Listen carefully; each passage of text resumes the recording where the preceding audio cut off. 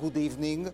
My name is Professor Gad Barzilai. I am Lucia and Er Puzan Chair of Jewish Studies and Chair of Jewish Studies program, and it's an honor to open this special event dedicated to naming our JSP program as Samuel and Althea Strom Program of Jewish Studies. We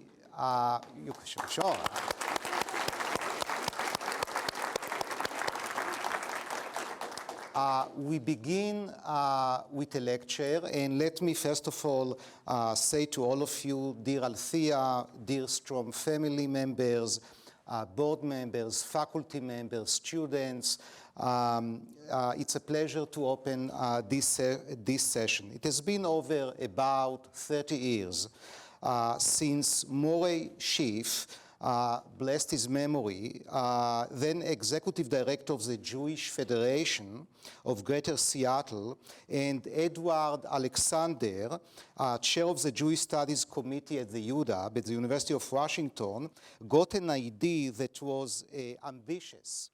And the idea was to bring to the UW every year a very distinguished scholar to speak about topics of Jewish studies. However, he was looking for somebody to help us to promote that kind of lecture series, and he was denied until one day he met Samuel Strom, who supported the series to be known as the lectureship, as Althea and Samuel Strom lectureship in Jewish Studies. Now, this lectureship is very special since it is covering diversity of issues. Just to mention a few issues that under the generosity of Samuel and Althea Strom, we could organize. Lectures about biblical studies, literature, archaeology, history, Holocaust study, Hebrew studies, Israel studies, cultural and language studies. All of that could not have been organized without the unmatched generosity of Althea and Samuel Strom. Today, we have a very distinguished speaker with us, Professor Yael Zubavel. I would also like to congratulate her spouse, Professor Eviatar Zubavel, who is also going to give a lecture in a colloquia by the Sociology Department on Monday. And Yael will talk about encounters with the past, how we are dealing with the past. And the past is obviously might be very ambivalent, very convoluted. Let me introduce Yael Zubavel to you. Yael received her PhD from University of Pennsylvania in Cultural and Folklore Studies. She is currently the founding director of the Jewish Studies program at Rutgers University. She has published many books and articles. I would like just to mention one of her books. It is being called Recovered Roots, Collective Memory and the Making of Israel National Tradition, which is a highly cited book. Her lecture today would be about bridges to antiquity, and she would also use different pictures to exemplify her arguments. Ladies and gentlemen, let me invite the 2009 Althea and Samuel Strom lecturer, Professor Yael Zubavel.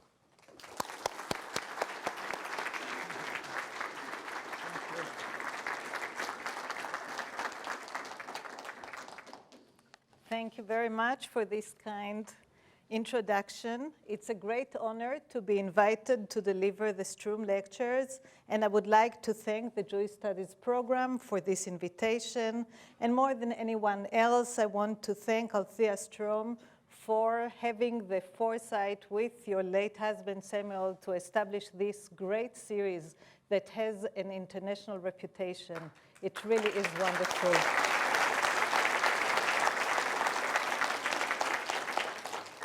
I would like to thank Professor Gad Barzilai and Jennifer Cohen for their wonderful welcome and hospitality. Professor Paul Burstein, who extended this invitation initially as the former chair, and Professor Joel Migdal and Naomi Sokolov, from whose scholarship I've benefited over the years. The theme of these lectures, Encounters with the Past, Remembering Israel, the Bygone in Israeli Culture, reveals my long time interest in memory studies. Some of the key questions that lie at the heart of my scholarly work are the product of my focus on Israeli society. And the questions that I've been asking are, how is collective memory formed and transformed over time? How does a society create a vivid memory of a distant past? How does a society cope with a fragmented history representing different geographical, political, social, and cultural conditions to create a sense of historical continuity? And last but not least, how does the perception of the past shape our understanding of the present? And conversely, how does the present shape and influence our view of the past? The Storm Lectures provide me with the opportunity and the challenge to explore the evolution of Israeli collective memory from a much broader historical perspective, as each lecture focuses on the transformation of memory on one particular period. In this first lecture, I'm going to focus on Israeli society's effort to symbolically reintroduce antiquity into the present, to highlight its direct continuity from that past, and to establish a unifying national tradition. In the second lecture, on Tuesday, I will address the other side of the same process, namely the desire to distance the new Jewish society from exile, from Galut, and the different ways in which new venues of reconnecting with this past and its diverse traditions during the recent decades.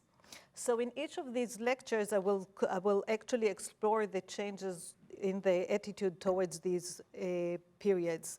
In the third lecture, I will address the recent drive to commemorate the Israeli society's formative years that now appear to have become an old past. The analysis of current commemorative trends suggests divergent approaches to the memory of this past. So I'm switching to the topic of today, bridges to antiquity. National movements typically search for a favored period in the past that can be raised as a source of legitimacy and inspiration. The Zionist designation of antiquity as its golden age followed the historical path of earlier national movements in Europe that had constructed their national memory by highlighting an ancient modern axis. A decline narrative presents a period of degeneration that follows the Golden Age, which the national movement typically seeks to reverse the direction by calling for a symbolic return to an earlier Golden Age. The challenge is for that society to create the ideological construct of continuity between two periods that are separated by long history of absence, both imaginable and meaningful. The success of a national movement, therefore, depends on the thickness of its mnemonic tradition that renders the ancient past relevant, evocative, and accessible.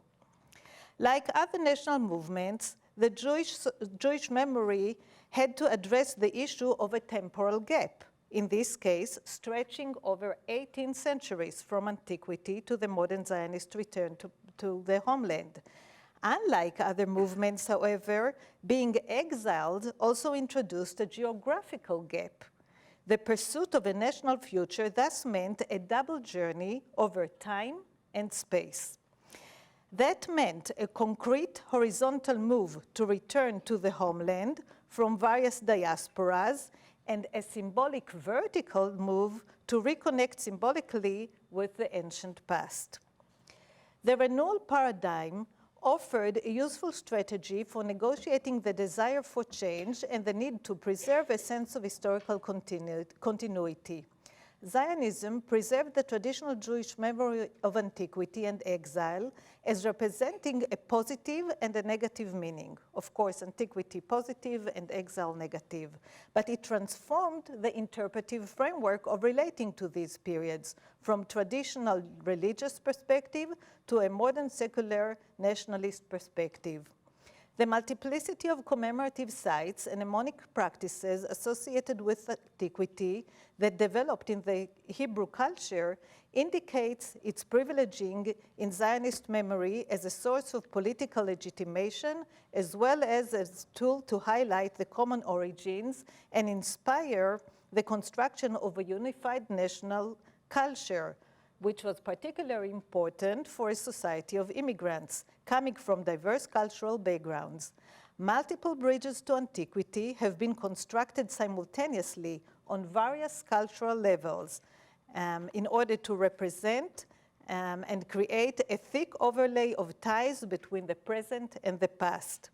They included an emphasis on the physical continuity from the ancient past through relics, the creation of replicas of ancient figures and forms that reintroduce the past into the present through iconic representation, and the development of new symbolic forms that are new and do not imitate ancient forms, but everyone interprets them symbolically as representing the past. The land of Israel played a primary role of physically representing a direct continuity from antiquity to the present.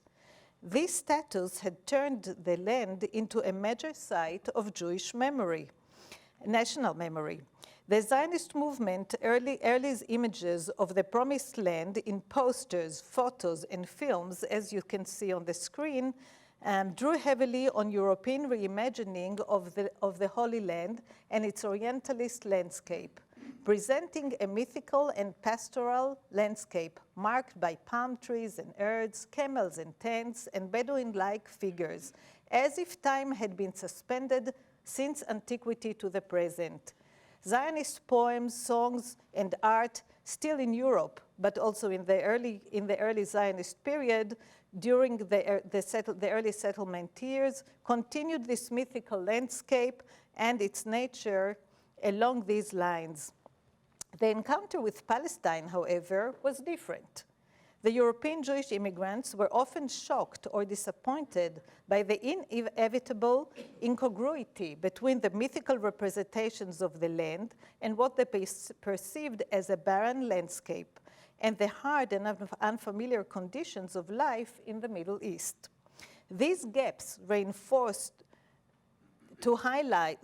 served to highlight the impact of exile not only on the people but on the land, which turned into a desolate land, a desert. In reality, Palestine offered a variety of landscapes: Arab farming villages, some bustling Middle Eastern towns. Yet the view of the land as a symbolic desert by the early settlers and during the Yishuv period, the settlement, the pre-state years, reinforced the renewal paradigm. The Zionist revival, therefore, would lead to a double redemption of the people and the land. The worship of the land as a site of national memory led to the rise of hikes as a ritual form that established a direct physical contact with the land and the past and represented the essence of reclaiming the ties to the homeland. Schools and youth movements regarded the physical act of hiking through the landscape as an important educational experience, offering a symbolic communion with nature and with their ancestors who had lived in the same land. Visiting sites infused with historical and mythical meanings was particularly evocative. The custom of taking along ancient texts, the Hebrew Bible, Josephus' writing, were popular practices during these hikings. Ancient relics provided the most concrete and tangible bridge to the bygone past. Descriptions of ancient figures reappearing to establish a direct contact with the modern descendants were the product of visitors' stirred imagination or were used as a literary trope, as I've discussed in greater detail elsewhere. The connection between archaeology and nationalism has long been recognized and explored cross-culturally. Archaeology often becomes a national tool to provide physical evidence in support of national claims. Its growing popular appeal for the Jewish Society of Palestine emerged in the 1930s and reached its peak in the 1950s and the 1960s, with volunteers' enthusiastic participation in archaeological digs, the large public participation in archaeological meetings, discoveries receiving a prominent place on national news, and involvement of major Israeli political figures such as President Ben Tzvi, Prime Minister David Ben-Gurion, and former chiefs of staffs Moshe Dayan and Yigael Yadin, who turned into an archaeologist later, contributed to the prestige of the field of archaeology. The sacred character of archaeological sites and relics is encoded in the law to protect them, and their display in national and local museum. Their veneration is most clearly manifested in the lofty name selected for the building of the Israel Museum that houses the Dead Sea Scrolls and other ancient texts, which is called the Shrine of the Book, Hechal HaSefer, articulating its sacred role as a civil temple. The unearthing of ancient relics or sites in the process of establishing a new settlement or building a new home or working in the fields was a familiar phenomenon in Israel, and it became a common trope in literary and cinematic settlement narratives. In the Zionist film, My Father's House, that was written, the script was written by Meir Levin, who also published a book by this title, a child who survived the Holocaust is brought to a kibbutz but runs away in search of his father. When he learns that his father is dead, he was murdered in the Holocaust, he suffers a nervous breakdown, as if going through a symbolic death. During his recovery, when the kibbutz members discover an ancient stone engraved with the same Hebrew name as his father's, Halevi, the young man, the young kibbutznik who serves as his surrogate father, tells the boy, "We'll build our house on this stone here, in this settlement. We'll call it the House of Halevi." The integration of the ancient remains with the modern environment provides a visual, concrete form to the Zionist renewal paradigm and the theme of death and rebirth. That's, of course, from a much later period. That's a picture that I took in Be'er Sheva, but you see the same integration of the ancient and the modern. The creation of modern replicas of ancient forms offers a generic resemblance to the originals, which are no longer available, in order to reintroduce the past through the process of imitation. The iconic representation of Antiquity first appeared as a grassroots activity and added another dimension when the State of Israel was founded and adapted ancient forms as part of its official iconography. To display their identity change into the ancient new role of natives of the homeland, Zionist settlers and their children adapted local cultural traits from the local Arab population to note or to mark their transformation into natives. The choice of Arabs, especially the Bedouins, to serve as a model of the ancient Hebrews was long practiced by Christian artists and adapted by Bezalel school artists. The head of the Bezalel School of the Arts, Boris Schatz, used to walk in the streets of Jerusalem wearing a white Arab overcoat. Members of Hashomer Underground, a guard association formed in 1909, similarly wore kafiyas and hybrid dress that created an Arabized look mixed with Eastern European influences to display their new identity. Jewish orphans from the 1903 Kishinev pogrom posed for a group photo a year after their arrival to Palestine with white Arab kafiyas, headdress, as if to display the success of their symbolic transformation from the victims of the pogrom to new natives. The Arab keffiyeh as a marker of a native identity was common among members of the socialist youth movements and the Palmach underground. And here we see the display in the Haganah Museum, and this is taken from their brochure. The reenactment of antiquity was expressed through a wide range of folk, popular, and artistic performances in which contemporary Jews symbolically transform into ancient figures by wearing ancient-style clothing. These dramatic reenactments were an important aspect of the Hebrew culture featured in school plays, artistic productions, and folk dances. And one could bring a lot of visual materials to support that development. The State of Israel gave a more formal expression to the use of replicas of ancient forms. The central emblem of the state, the ancient seven-branched menorah, is based on the Second Temple menorah that had been looted by the Romans at the time that the temple was destroyed and was brought to Rome. The actual menorah had been lost, but its image had been preserved on the Arch of Titus. You can see it there. Its choice as the inspiration for the state's emblem thus symbolically rescues the exiled menorah and returns it to its homeland, but it also transforms its function from a religious item to a central icon of Israeli sovereignty. Another example is the adoption of the ancient Jewish coin, the shekel, as a contemporary Israeli currency in 1970. The Ministry of Tourism's logo drew on the biblical story of the spies that Joshua sent to Canaan to tour the land, focusing on the two who came back with a positive appraisal carrying the fruit of the land. The reproduction of images of antiquities on stamps and medals similarly provides symbolic continuity with the ancient past. The reconstruction of symbolic bridges between the present and antiquity is the most extensively used strategy to highlight the continuity between them. The revival of the Hebrew language offered an ideological message of returning to the ancient roots and also a pragmatic solution to providing a common language to Jews who spoke different languages. Its modernization created a symbolic continuity from the biblical Hebrew, but contributed to the cultural shift from a religious to a secular national tradition.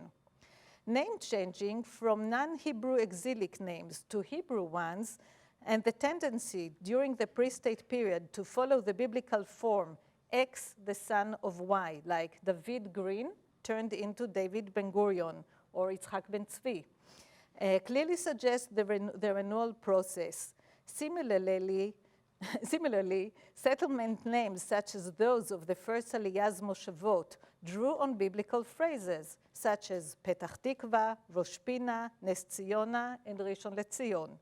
The Hebraization of the landscape with newly founded settlement as a way of reestablishing the broken continuity with the past was further reinforced by changing Arabic names to Hebrew ones. The reborn landscape, and it's not my own invention, going back to antiquity has clearly served the political agenda of highlighting Jews' more ancient roots in the land and erasing the Arab past that supports Palestinians' competing claim of ownership over the land. The popular reference to youth as grandchildren of the ancient Hebrews highlights the genealogical continuity between them, bracketing off the generation of exilic parents. And as you can see, you see the ancient figure with the modern figure behind him. Posters, literary and educational texts, the popular discourse often portrayed the ancient figure as a model and an inspiration for the modern Hebrew. The famous second Aliyah poet, Rachel, or Rachel, articulated her intense identification with her biblical namesake in a poem entitled Rachel, which she wrote in 1926. Her blood runs in my veins. Her voice sings within me. Rachel, the shepherd of Laban's sheep. Rachel, the matriarch. הן דמה בדמי זורם, הן קולה בירן, רחל הרואה צאן לבן, רחל אם האם. Just for the sound of the Hebrew. Like the modern building that contains ancient stones, the modern Rachel is symbolically fused with the ancient Rachel, embodying the continuity with antiquity. The symbolic fusion of ancient and the modern received an unusual expression when the State of Israel provided a military funeral to the remains of the Masada zealots, as if they were soldiers of the Israel Defense Forces. A similar funeral to the Bar Kokhba fighters' remains followed in 1982. Whereas the 1969 ceremony represented the spirit of cooperation between the government, archaeologists, rabbis, and the army around the significance of ties with antiquity for Israeli national commemorations, by 1982, the same ritual failed to bring to a similar collaboration. Instead, its performance highlighted internal frictions between the right and the left, between archaeologists and rabbis, and evoked harsh criticism from different perspectives. Undoubtedly, the symbolic continuity from antiquity has remained central to Israeli national memory, and the commemoration of Israel's roots in antiquity has continued to be ingrained in the state's official memory, in Jewish religious texts, holidays and rituals, and public commemoration. Yet, since the 1970s, the mystique of antiquity has lost much of its popular appeal. The decline of the popular interest in archaeology and the study of the Bible has been widely noted. Israelis born following the 1967 watershed take their Israeli identity as a given and do not search for models to prove their native roots and take for granted the vibrant Hebrew culture, while other minorities, immigrants, may still continue to speak the Hebrew language. But you don't need anymore the fight and the proof of the roots in the land. The remarkable development of modern Hebrew during the 20th century has distanced native Hebrew speakers so far away from the biblical Hebrew that an Israeli linguist, Gilad Zuckerman, or Zuckerman in Hebrew, has recently argued that the language spoken in Israel is a different language that should be identified as Israeli, or in Hebrew, Israelit. Thus, the modern Israelit, or Israeli, according to Zuckerman, is a hybrid language shaped by both Hebrew and Yiddish, and to a lesser extent by other European languages, since Yiddish was the mother tongue of many of the earlier Jewish immigrants, and thus made a stronger impact on Israelis' language than has been acknowledged, and Zuckerman claims that this is for ideological reasons, of course. Another manifestation of the growing disparity between biblical and contemporary Hebrew is the recent publication of a new translation. And I'm saying translation, that's the way that it is defined. The translation of the Bible to modern Hebrew.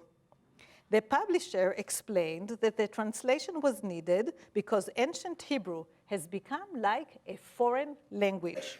It is interesting to note that the author of this translation is an 87-year-old Bible teacher, a former school principal who is also a Holocaust survivor and a kibbutz member.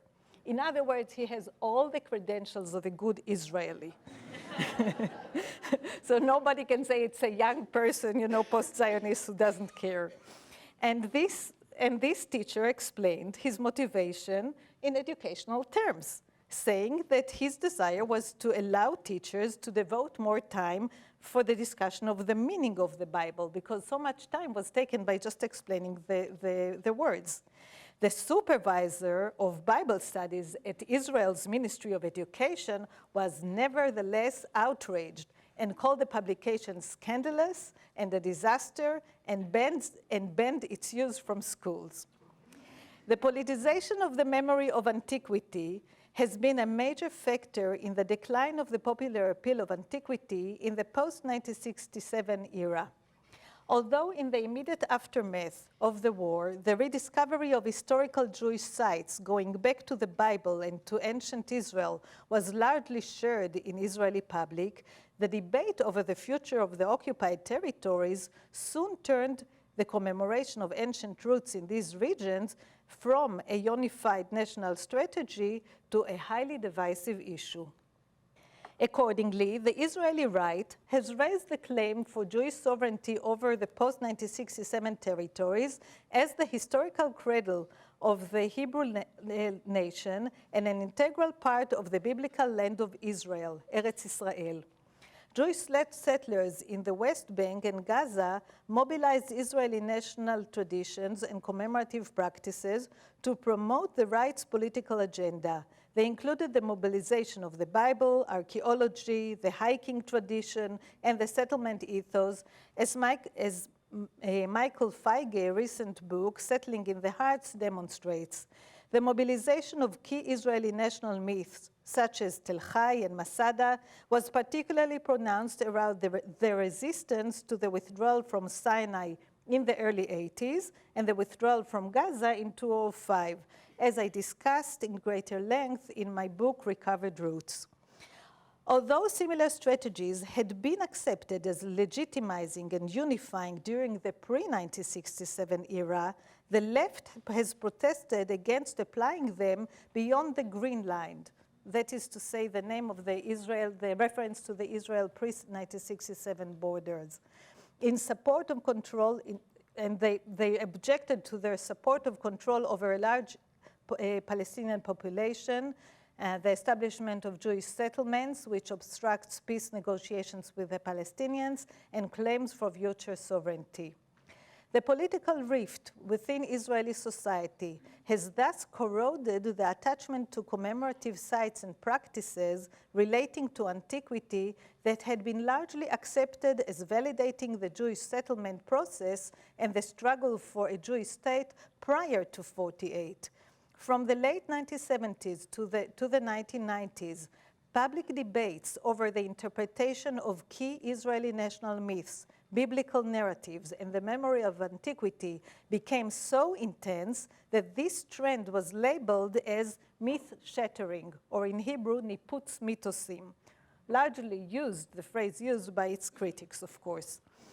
In the face of a noticeable decline of public interest in antiquity, the greater initiative to develop new commemorative practices related to that past has come from the tourist and entertainment industries.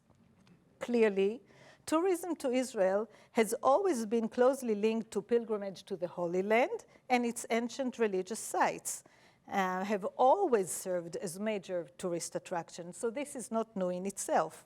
But in the post-1967 era, with Christian and Jewish tourism to Israel on the rise, the tourist industry has expanded the marketing of antiquity through different venues.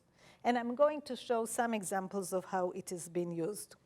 The tourist industry has extended the use of earlier mnemonic strategies and applies them to marketing its products. Thus, the publicity for archaeological and historical sites highlights the theme of relics, reintroducing the ancient past into the present, and suggests that by entering their space, visitors would be transported into the past. The symbolic vertical move into the past that I referred to earlier is thus adapted almost literally by the so-called, and that's the name, Time Elevator Jerusalem, that offers a ride, I quote, from the depth of earth to the sky, to allow visitors to experience 3,000 years of Jerusalem. The theme of a journey back in time is particularly evocative during holidays associated with ancient past. Thus, the publicity for the archaeological site of David City, Ir David, during the Sukkot holiday in 2008 lures visitors, and I quote, to travel in time in the place where it all began, end quote. The passage between layers of time, this is again a quote, transforms visitors to King David's citadel into the Hasmoneans during Hanukkah, and in Passover they become ancient pilgrims from the Second Temple era. But the journey back in time can occur in a shopping mall or at a museum. Thus, the Museum of Biblical Land in Jerusalem, which is in itself a site of memory associated with antiquity, offers a diversity of educational programs in which children can meet and talk with figures from the ancient past. And here is an ad inviting people to meet Antiochus and Jonathan the Maccabee and other historical figures associated with the stories of Hanukkah, or they can meet with biblical Joseph, or they can meet with King Solomon. A private new tourist initiative named Tiul Tron, which combines the touring of the land tradition, Tiul, with theatrical performances, and that's how it came to the name Tiul Tron, combines this tradition of hiking with theatrical performances of biblical narratives in their historical geographical context. I quote, "In every site you will watch a short play that will transport you in time to the ancient valley, to the days of judges and kings." I couldn't resist showing this picture because you see my namesake right there. Although actors perform these scenes for the tour participants moving from one place to another, the publicity assures visitors that they can become active participants as minor characters and thus can help shape the events. So you see how the interplay between present and the past and the present can even shape the Bible. Last October, the Judea and Samaria Council, which is called Yesha, an umbrella organization of the Jewish settlement in the West Bank, sponsored an expensive and highly visible campaign to bring Israeli visitors into its region during the week-long vacation of Sukkot. Targeting secular Israelis, the campaign featured images of smiling kids dressed in biblical costumes on large billboards in the larger metropolitan area of Tel Aviv, the stronghold of secular Israeli culture. The catchphrase used in the ads, Judea and Samaria, the story of every Jew, הסיפור של כל יהודי, was all over the place.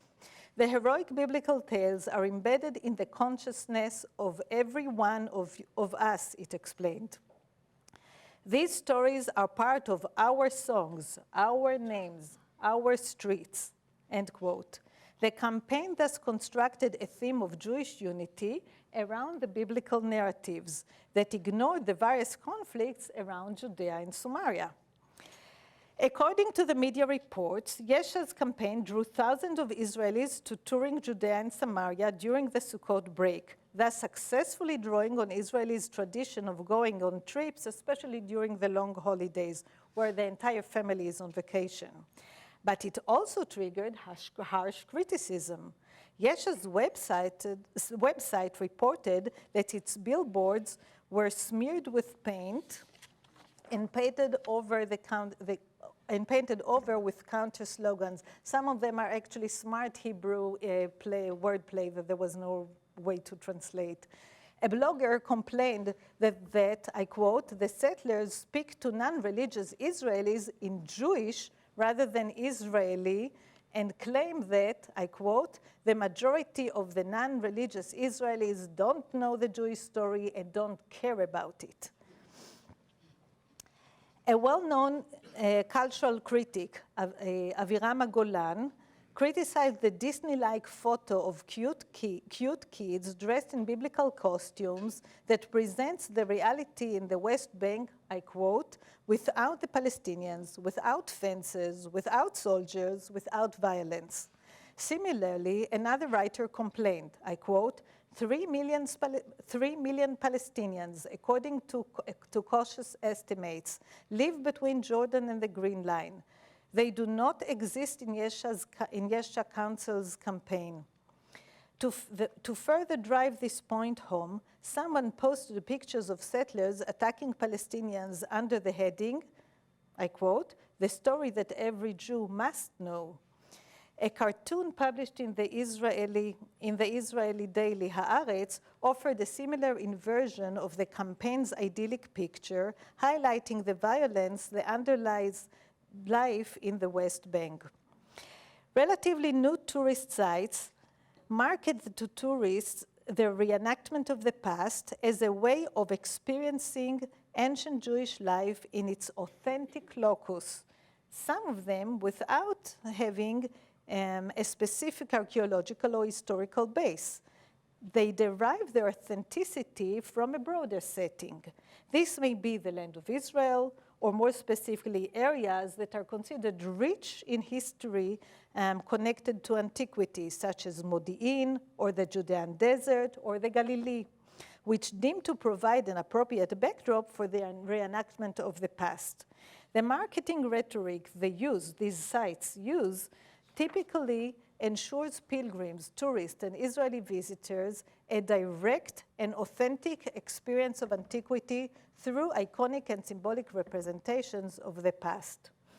An interesting example of such a site is Neot Gdumim Park. Literally, Neot Gdumim can be translated into the ancient habitat park that was established, I quote, to recreate the physical setting of the Bible in all its depth and detail.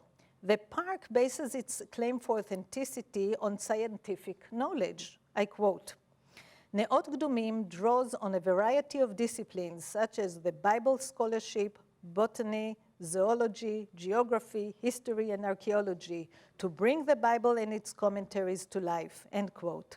The display of ancient structures associated with agriculture and a wide variety of plants that are mentioned in ancient sources is further supported by a corresponding display of the verses. And you can see it right here. Thus reenacting also the Tour the Land tradition that combined hiking with textual reading. The publicity emphasizes that the ecological restoration brings contemporary visitors closer to the biblical people's experience. I quote, shaded rest areas throughout the reserve offer stunning views of the Israeli landscape, just as our forefathers saw it, end quote, and boasts to bringing to life, I quote again, the world of the Hebrew scriptures and the Gospels, end quote, thus appealing to both Christians and Jews. It is interesting to note that the State of Israel awarded Neot Gdumim the highest prize, the prestigious Israel Prize, in 1994. A small and isolated site in the Judean desert, Genesis Land, or Eretz Bereshit, is a relatively short distance from Jerusalem. Visitors to the site are given gowns to put over their clothes and take a short trip on a camel to be transported back 3,800 years to meet with Abraham the patriarch, who is dressed in a short gown, biblical sandals, and a white kafia on his head. Abraham tells them about his voyage from his home back in Ur to the Promised Land, following God's command before settling in this place. The performance calls on the hosts and the visitors to suspend the present in order to be symbolically transported to the past. Yet the contemporary Israeli who personifies Abraham playfully acknowledges the cultural and temporal gaps between the reenacted past and the present. Consider, for example, this exchange. Abraham, I do understand from Eliezer, his servant, that you traveled a long way. The group, yeah. Abraham, yeah, it's not easy to travel even in your time when you have those eagles with silver wings, yes? It's a very tiring, even just to get on them.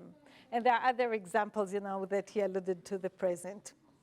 Another site, Kfar Kedem, which literally means an ancient village, so it's a generic name in itself, in the Galilee, invites visitors to come to, I quote, a recreated biblical village that, I quote, enables you to touch the past.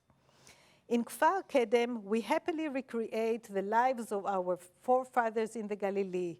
I feel our connections in our lifestyle because we too live according to the Jewish law, to the halacha. End quote. Visitors can put on clothes,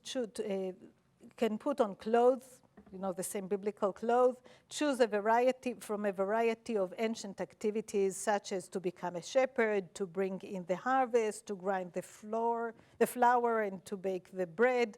Young children can also perform the ritual of receiving of the Torah, dressed in Jewish clothes, that's a quote, and reenact the Exodus from Egypt. The reintroduction of the past into the present, however, clearly has its limits. The publicity for Kfar Kedem notes, with some humor I must say, that Mount Sinai will be represented by the site's lawn. And in describing a festive meal in the shepherd's tent, which follows the tradition of those days, the text actually uses the Arabic term chafla, that is often used in Hebrew in reference to a Bedouin-style hospitality. So there is an obvious incongruity with the claim, for an ancient biblical and the use of this term. Similarly, Genesis Land offers ancient hospitality kosher meat and dairy meals in a tent under the category of chafla. Thus, we can conclude that tasting antiquity involves a multi-layered experience that is both transcultural, trans-religious, and trans-historical. The act of dressing up in an ancient-looking garment and taking it off serves as an official marker of shifting temporal frames between the commemorated past, antiquity, and the living present, modern Israel.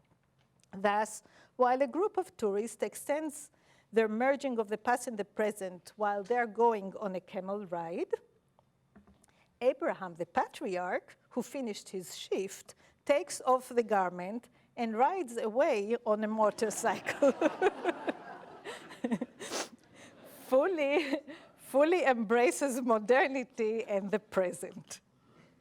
Similarly, the Regional Council of Yoav, it's an area near Jerusalem, has collaborated with Yad Yitzhak Ben Tzvi Institute in sponsoring an annual Bible festival.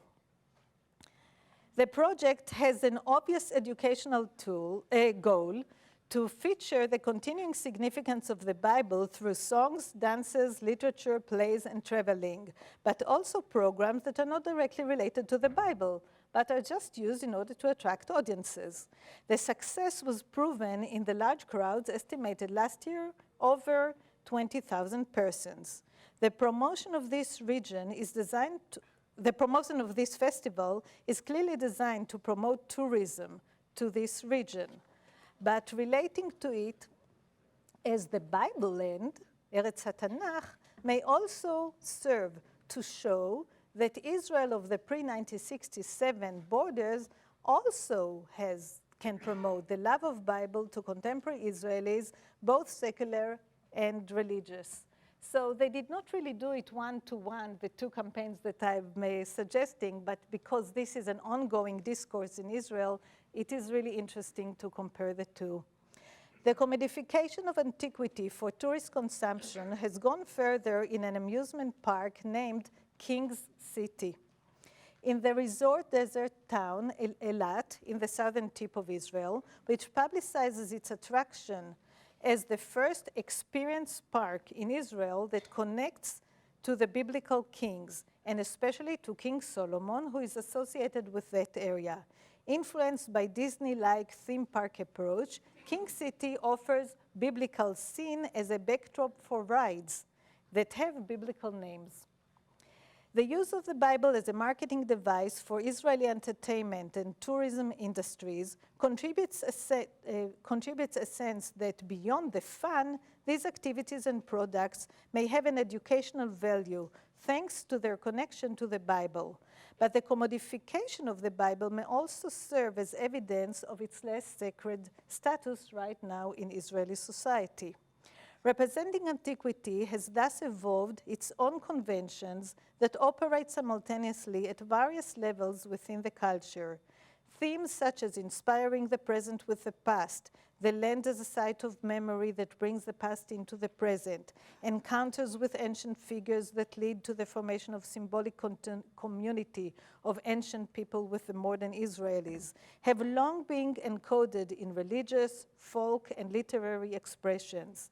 These themes have been employed by the tourist industry to the Holy Land and to contemporary Jewish Israel.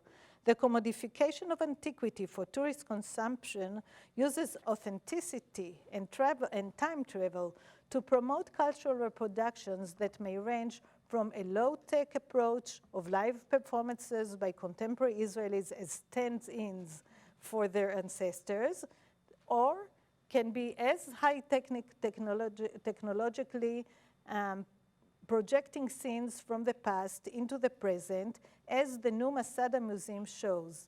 In the words that I borrow from an ad for the Beit She'an Archaeological Park, the most advanced future technology carries you back thousands of years.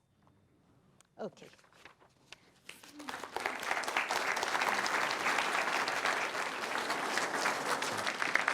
And now feel free to ask questions regarding the lecture. And you can use, obviously, the microphones. Shalom. Shalom.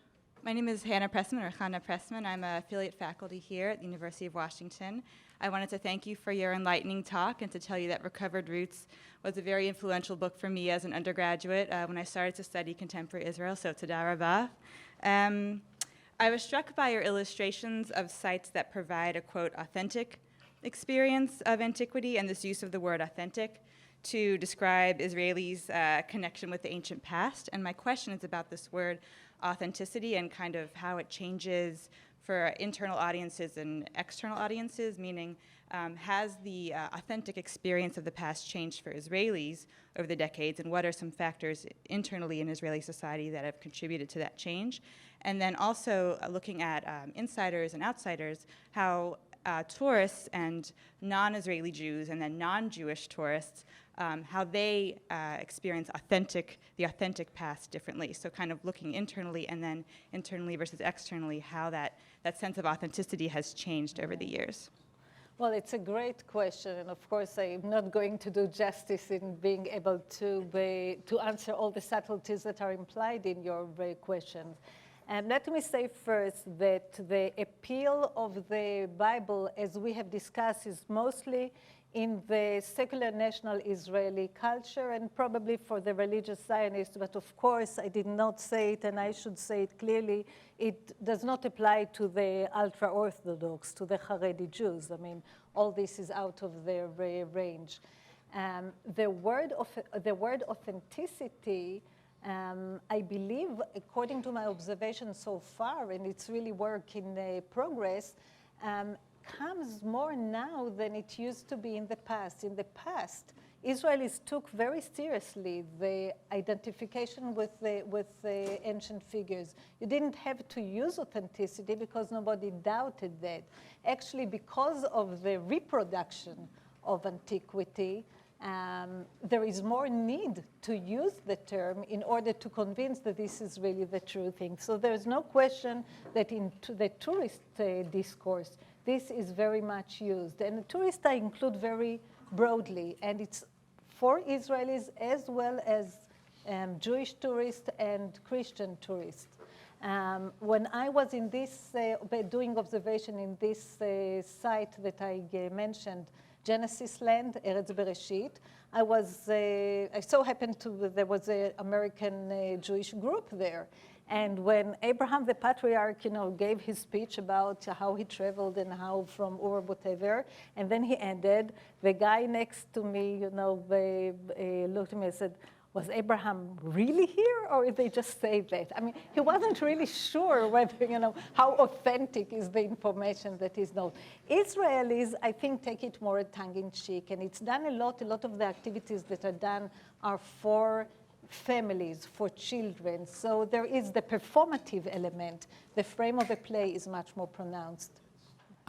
As you spoke about this concept of Yisraelit as a language that Zuckerman was talking about, it's interesting that you mentioned that he's saying that, well, modern Hebrew has a lot more Yiddish in it, or seems to come from that, given that Yiddish might have been the choice for the state of Israel as its language, but Hebrew was chosen instead. And the great sort of the difference between the whole concept of Israel as not looking back toward Eastern Europe as its home. Can you speak a little bit more about that?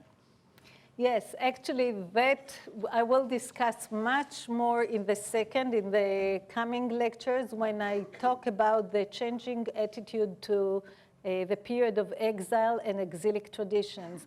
And in some ways, I think this is the most fascinating part of the changes in Israeli memory, as I will discuss more, in the next lecture. But I just want to say, it's not like this is a generally agreed upon conclusion. Zuckerman, as you can guess, has been also attacked in Israel for coming out with this thesis. But I bring it in because, 30, 40 years ago, you wouldn't have believed that somebody claimed. Everybody says, well, okay, the Bible has become more difficult. Israeli kids, Hebrew is not what it used to be. The present is not what it used to be, right? But the idea that it's a foreign language, the idea that you need translation from biblical Hebrew to modern Hebrew was really, but the observation of the ties between the exilic language, Yiddish, that modern Hebrew was supposed to be, the recovery from Yiddish, that to claim that modern Hebrew was so much affected by Yiddish is really part of what is happening in Israel now that I will discuss in my next lecture. Okay.